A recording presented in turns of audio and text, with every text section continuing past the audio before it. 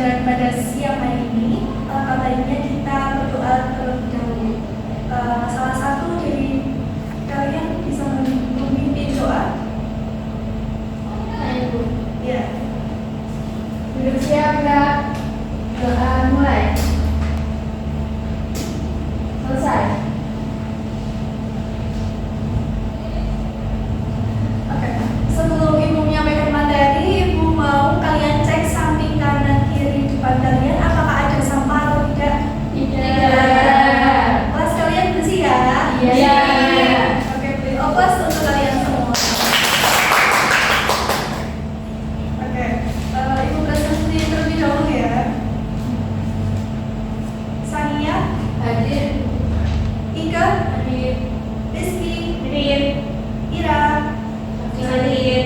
Esti, Hadir. Dewi, Hadir. Diva, Hadir. Ikan, Hadir. Ria, Jin. Iklil, Hadir. Risma, Hadir. Salwa, Hadir. Risa, Hadir. Arisna, Sakit. Rian. Sakit.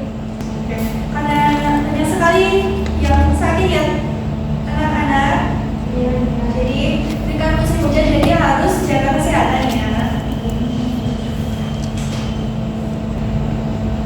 Oke, sebelum masuk ke materi, Ibu mau kasih kalian pertanyaan. Kalian pernah tidak sih membaca suatu kejadian tentang pembunuhan atau kecelakaan di internet? Nah, teks itu disajikan dalam berbentuk teks formal atau tidak formal? Oke. Jadi itu termasuk teks apa ya? Teks berita. Teks berita, iya betul sekali.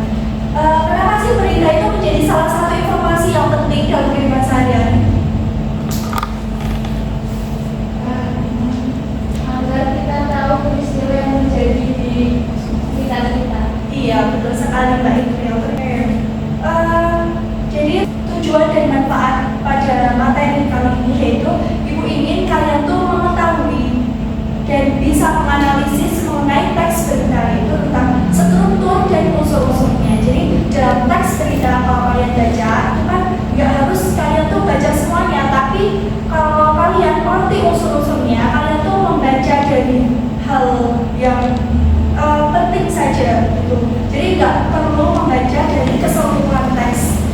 Misalnya kalau dari teks berita itu ada struktur dan unsur-unsurnya. Ini kayak pada ngantuk ya, karena udah siang. Udah pada sarapan belum? Dari tadi belum sarapan? Oke. Untuk membuka semangat kita belajar pada siang hari ini, Ibu ada es sedikit untuk kalian ya. Ibu mau kalian berdiri semuanya. Berdiri? Iya.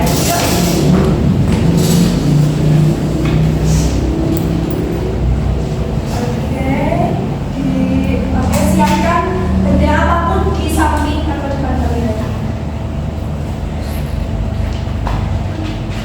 Oke, udah? Oke. Kalau Ibu bilang sikut, maka pegang sikut. Kalau Ibu bilang sakit, pegang perut. Dan kalau Ibu bilang sikat, langsung ambil di samping atau depan kalian. Oke? Paham? Paham. Oke, Ibu mulai ya. Cek konsentrasi. Sikut. Sikat. Sakit. Sikut. Sakit. Sikut. Sikat. Sikat. Sikat. Sikat. Sikut. Sikat. Sikut. Oke, kalian konsentrasi sekali ya. Oke, terima kasih. Langsung saja masuk ke materi.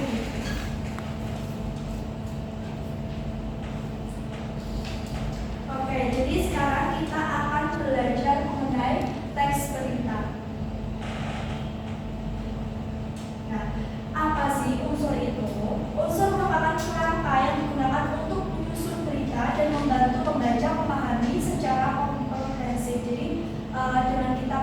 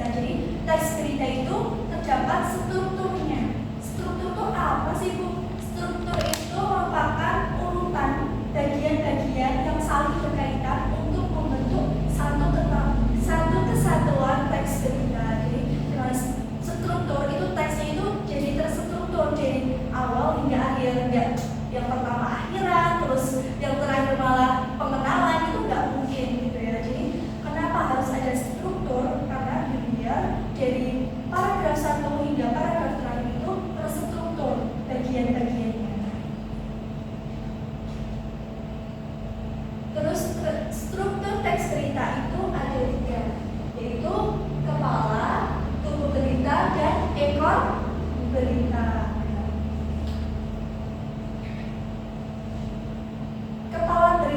Kepala berita itu merupakan bagian pembuka dari isi berita.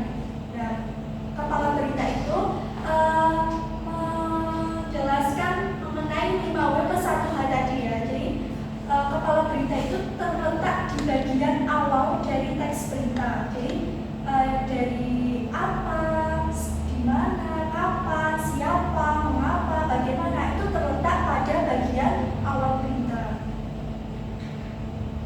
Kemudian tubuh berita. Nah, tubuh berita ini merupakan sebagai penghubung antara kepala berita dan bagian tubuh berita. Di sini informasi yang telah diperkenalkan di kepala berita dikembangkan lebih lanjut dengan penjelasan yang lebih rinci serta pembaca diminta untuk menggali lebih dalam tentang kejadian yang diberikan. Jadi di tubuh berita ini menjelaskan lebih rinci dari kepala berita mengenai bagaimana itu dijelaskan secara lebih rinci di tubuh berita. Kemudian yang terakhir yaitu ekor berita. Nah, ekor berita ini bagian yang menjelaskan lebih lengkap mengenai informasi yang sudah ada di kepala dan tubuh berita. Bagian ekor berita berisi kesimpulan dan informasi tambahan. Jadi di bagian ekor berita itu nggak terlalu penting ya teman-teman. Jadi kalau kalian itu membaca suatu teks berita, yang paling terpenting itu di bagian kepala dan tubuh berita. Jadi ekor berita itu hanya informasi tambahan saja, gitu, melengkapi dari kepala dan tubuh berita.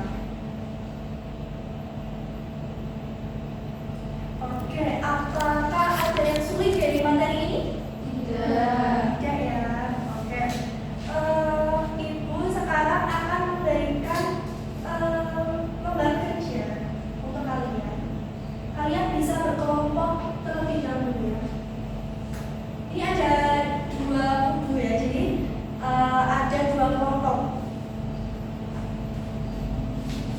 Ibu akan memberikan lembar kerja kepada kalian.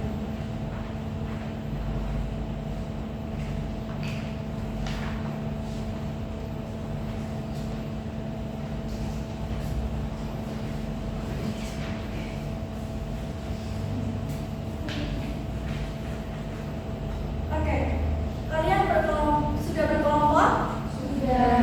Oke, karena sudah berkelompok, Ibu meminta kalian mengerjakannya. Ibu beri waktu 10 menit dari sekarang. Kalian mengerjakan di poin ke-1 dan poin ke-2 saja ya. Ibu bisa dimulai dari sekarang.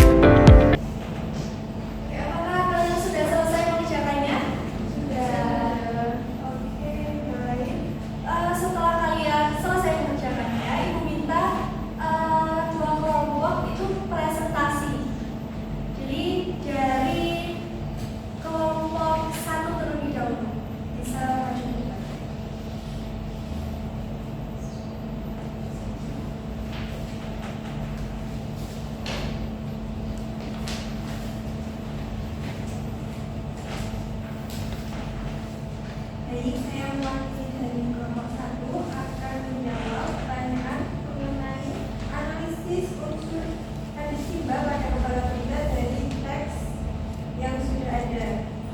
Yang pertama, buat atau apa? Pesawat terbang CN235 buatan PT Dirgantara Indonesia semakin diminati berbagai negara. Yang kedua, siapa atau apa? PT Dirgantara Indonesia atau PTBI, Kementerian Pertahanan, Wakil Menteri Pertahanan Wahyu Sekti Prabowo, dari negara-negara pengguna seperti Thailand, Senegal, Nepal, Korea Selatan, Turki, Malaysia, dan Uni Emirat Arab. Yang ketiga, di mana ekspor pesawat dilakukan ke Thailand, Senegal, Nepal, Korea Selatan, Turki, Malaysia, Uni Emirat Arab, dan digunakan juga di Indonesia. Kemudian yang keempat, kapan proses produksi pesawat CN235 untuk Senegal dan Israel saat ini masih berjalan. Wakil pernyataan Menteri Pertahanan diberikan pada Rabu 22 Januari 2020. Dan yang kelima, mengapa pesawat ini diminati karena multifungsi dapat digunakan untuk keperluan militer maupun sipil, termasuk penerbangan jarak pendek dan rute domestik di Indonesia Timur. Dan yang keenam, bagaimana pesawat CN235 dikembangkan dengan dua tipe, CN235 2020 MPA dan CN235 2020, diekspor ke berbagai negara dan diarahkan untuk kebutuhan sipil seperti angkutan komersial di kawasan wisata laut dan domestik. Sekian dari kelompok saya. Terima kasih Mbak Risma dan teman-teman. Oke, untuk kelompok 2 bisa maju ke depan untuk mempresentasikan. Baik, saya perwakilan dari kelompok 2. Pertanyaannya, bersama kelompok melakukan analisis temukan struktur kepala berita pada teks berita di atas. Apakah kalimat pertama pada bagian kepala berita jelaskan alasannya? Pesawat terbang harga Airbus 400 buatan RI makin laris manis. Produk pesawat terbang Indonesia makin diminati oleh banyak negara. Salah satunya adalah pesawat CN235 yang menjadi andalan dari PT Dirgantara Indonesia Persero PTBI.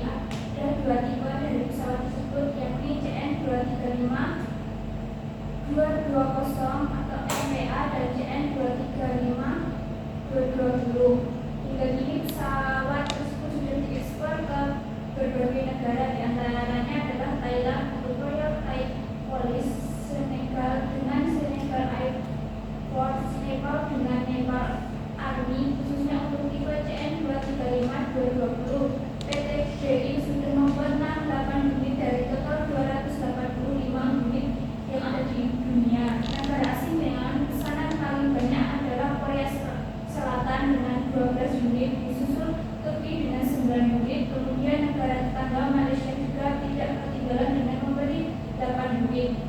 Uni Emirat Arab memberi 7 unit, Thailand sebanyak 3 unit, lalu ada Senegal dan Nepal masing-masing sebanyak 1 unit. Terima kasih Mbak Dewi dan teman-teman. Oke, yang selanjutnya yaitu ada penugasan. Dan penugasan ini dikerjakan di rumah ya anak-anak. Jadi kalian itu mencari satu berita di mana kalian bisa cari di Kompas, Republika, atau Tribun News gitu ya. Itu mencari satu berita dan kemudian tentukan unsur-unsurnya dan juga struktur teks berita. Jadi nanti kalian kerjakan di rumah, terus nanti dikumpulkan di meja ibu ya.